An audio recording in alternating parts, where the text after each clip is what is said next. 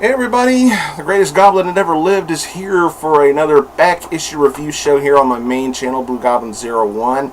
I want to thank y'all for joining me, and yes, it's true, my Earth 2 counterpart will be a part of this video, so bear in mind, yes, he's an asshole, but he insisted and I let him.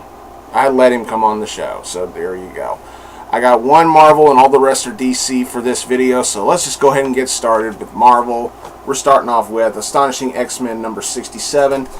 This is the conclusion of the alien baby storyline, but it feels, the way this particular issue is told, it feels like it's told like a one and done story.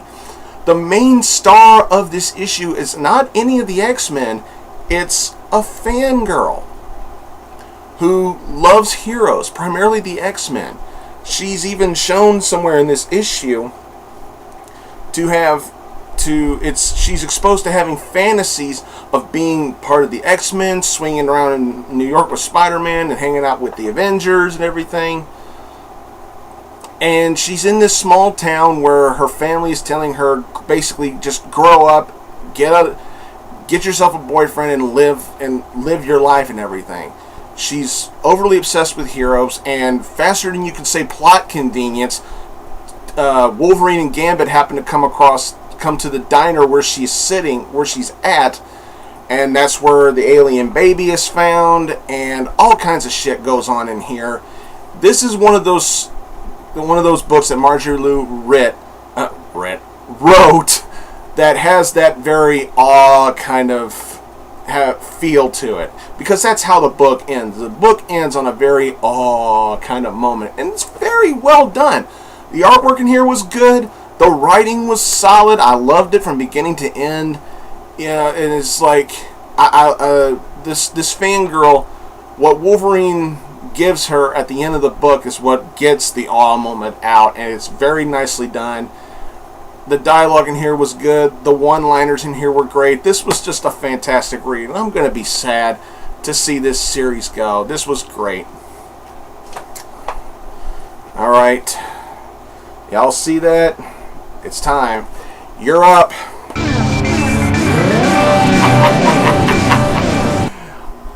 Thought you got rid of me, did ya? Thought I wasn't coming back, did ya? Did ya?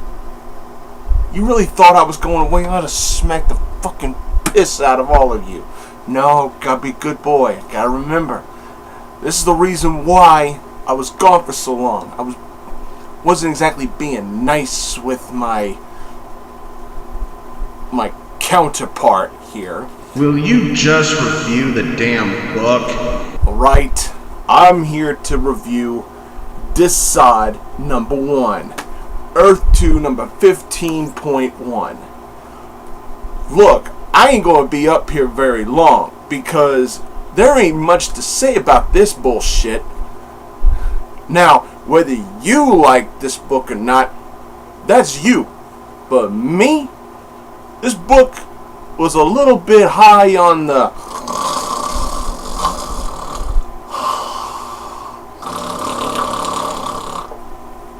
seriously. All it is just Desaad, who looks like a cheap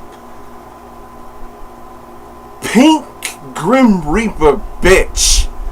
And all he's doing is going around making people kill themselves and whining and bitching and pissing and moaning about wanting to go home.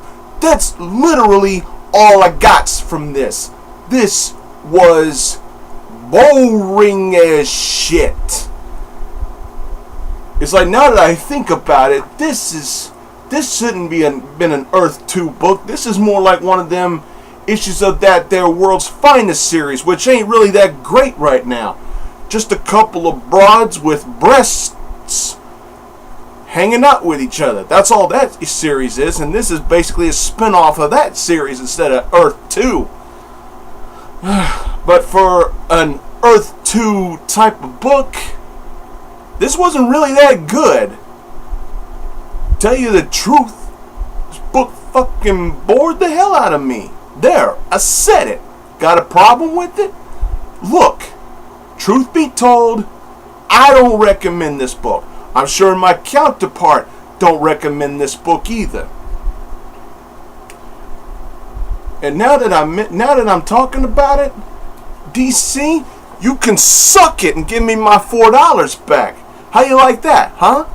Bitches? Bottom line, don't waste your time with this book. It wasn't really that great. Back to you, douchebag. Boy, I forgot how charming this motherfucker was. Yeah. My opinion's the same, although I'm not going to be as rude as he was. But yeah, this book was pretty boring. I don't recommend it at all. Alright, moving along, we're going to Mongul number 1. This is Green Lantern number 23.2. I got this out of sheer morbid curiosity. I just wanted to know, how did the New 52 handle Mongul? What did they do to him? And, you know, I just wanted to know how he was. And I was pleasantly surprised. This was actually pretty good. This was very solid reading. This character, Mongul, is just as how he was in the Justice League cartoon when I first saw him. He's very arrogant, he's very narcissistic, and he's very powerful. He's one of those villains you don't want to fuck with, unless you want to be fucked with right back. I mean, this is a solid read. It's like he takes a prisoner aboard his ship who at one time had demanded Mongul's surrender, so instead of killing him instantly like Mongul knows he could, he decides to gloat about how awesome he is and tell his backstory and give this guy a tour of his kingdom and everything like that. And then, oh damn, the end of this book was very damn. This was good, very solid read. I enjoyed it. This is a villain done very well. I do recommend this one shot. This was good. Alright, next up, Mr. Freeze, number 1. This is Batman the Dark Knight, 23.2. For the most part, this book was okay. I mean, I got this, once again, like Mongul, I got this out of curiosity. I just wanted to know what DC was going to do with this. And after I read it, I felt like I should have just read it in the store and put it back on the shelf. Because DC, like with the Scarecrow and the Joker, I want my $4 back. This was just okay at best. And for a legendary villain like Mr. Freeze, just okay is not good. I still don't like what DC did to this character. They took away that sympathetic yet and tragic aspect of his character development and made him just another stereotypical stock cliched nutball that has tussles with Batman every once in a while. I mean, I hated how they completely fucked over the Nora Freeze origin. They completely just tossed everything out the window that made this character unique, made this character stand out on his own, and just turned him into another stock cliche nutball. DC, for that, still, fuck you. Because this character is better than that. He should be better than that. I don't know what the hell y'all were thinking by doing this. There's no mention of Starling in this at all. No mention of their working relationship that they went through with the Birds of Prey. There is a Birds of Prey mention, but no mention of Starling at all, which also pissed me off. I was thinking they would touch on that. They didn't. For the most part, the artwork was good, but this was just okay. And to make matters worse, not only did they make Freeze a nutball, but they made him a nutball who may or may not have a sick type of fascination with his own mother. That's pathetic. I don't recommend this book at all. We're going to end this with Reverse Flash number 1. This is Flash 23.2. Oh my god, this was solid. This was spectacular. You want to talk about a book that was well worth the $4 price tag.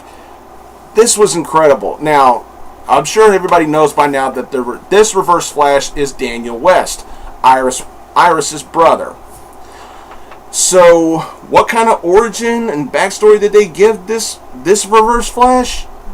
a very good one. Very heavy on the drama. You damn straight. It is very heavy on the drama. But what I really appreciated about this particular book is that they didn't make him a 100% absolute pissed off screw loose villain. This is going to be a Reverse Flash that, yes, he's going to have vengeance in his eyes. He's going to be a killer. He's going to be angry a lot and everything. But the one aspect of this character that I'm really looking at very deeply is his love for his sister, Iris. This is a villain who can be a killer, who can be pissed off and can be a really vile villain, but at the same time, there's something about him that makes him that makes him shine a little bit more as a character, because he's got somebody he's got somebody that he loves. He's got somebody that cares for him, that he can care for. His sister Iris. I think this is a wonderful character plot point in the development of this Reverse Flash. You took a vile villain and given him something to actually care for, to actually show some happy emotion for. Yes, this could lead to him being a little more vulnerable, but to me this is a plus, because it's something different with this particular Flash villain. It's very well done, and the artwork in here was great. The writing was solid, no doubt about it, and it ends on one of those dun dun dun kinds of endings. Solid writing. This was great. I highly recommend this issue.